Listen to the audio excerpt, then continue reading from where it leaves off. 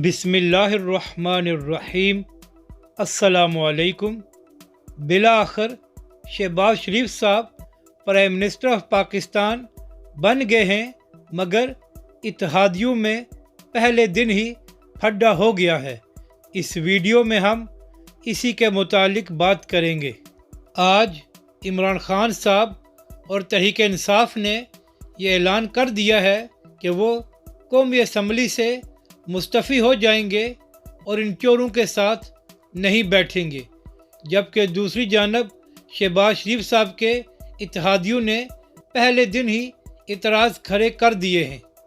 ناظرین کرام، ایم کے وسیم اختر نے شہباز شریف کی تقریر پر اعتراض کرتے ہوئے کہا ہے کہ اپوزیشن کی حکومت اس لیے بنی ہے کہ ہم نے ان کا ساتھ دیا ہے، لیکن آج کے خطاب میں شہباز شریف نے اس معاہدے کا ذکر نہیں کیا جو ایم کے ساتھ کیا گیا ہے۔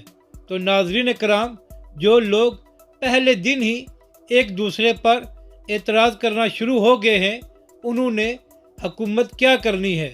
تو اس لیے اس سارے معاملے کا وہی حل ہے جو علامہ سعد حسین رضوی اور عمران خان صاحب نے تجویز کیا تھا کہ فوراً نئے الیکشن کرائے جائیں۔